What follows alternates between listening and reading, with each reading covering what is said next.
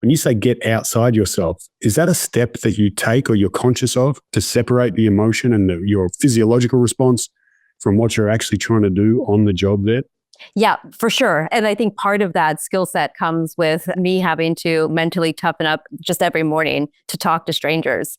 I have been embedded with US Marines combat units who were doing frontline fighting. But really, I think the most mentally tough times that I've been in conflict zones are actually the waiting for something to happen. Because I think the dirty little secret that we don't actually comprehend very much in a conflict is that fighting happens rarely. Uncertainty happens all the time. And so over a 24-hour period, you might have bullets flying for 30 minutes, but you have to wait it out for the other 23 hours, 30.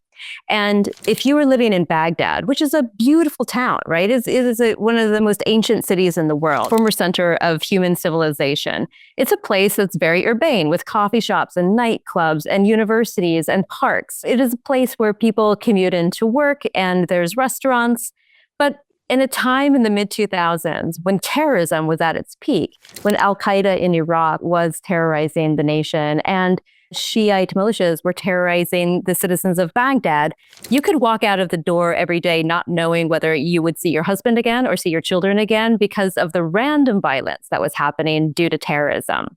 So firefights are one thing, but random violence is another thing. And that is really the tool that breaks apart a social fabric and can also break you apart mentally, because that uncertainty is a killer. It makes you lose weight. It makes your hair go gray. It makes your physiological reaction so extreme that it's hard for you when life is normal to return back to that normal.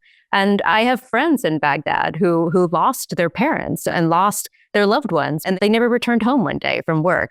And that was the routine way of life for a very long time. Yeah, I also do work with people who live in incredible high-stress environments, and there's always high stakes on the line every day at work, and there's always uncertainty. But what you've just described there is another level that, unless you've been there, it's very hard to actually, it's like you can read from a menu, but unless you've tasted the dish, you don't really know what you're reading. And I'm curious that having eaten from that dish regularly, maybe not all the time, as you said, but you've been there and lived with that uncertainty of maybe I don't see my husband again, or when are the bullets going to fly today? What skills did you develop? What coping strategies did you develop to handle that constant level of uncertainty?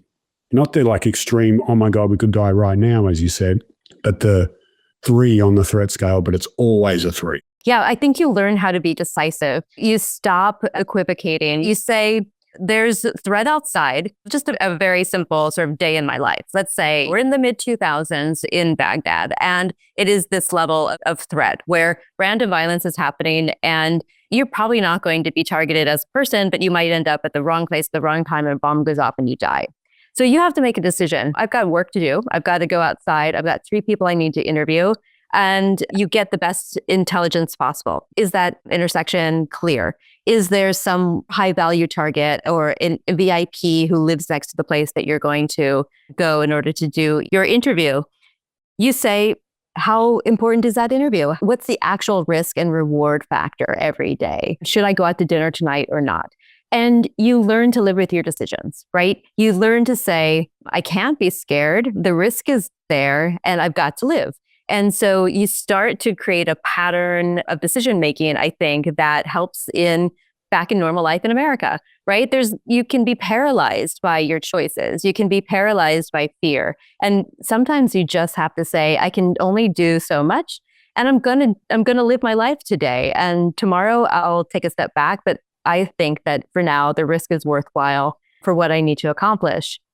And you also stop taking things for granted. Right? There's not a day that goes by where I don't tell my husband that I love him. I don't put it off. If I feel like I need to say something to my mother, I write her a quick text or phone her. I don't say I can wait until next week. And that's part of being decisive. It's part about living in the present. And it's also part of not taking your life and your blessings for granted.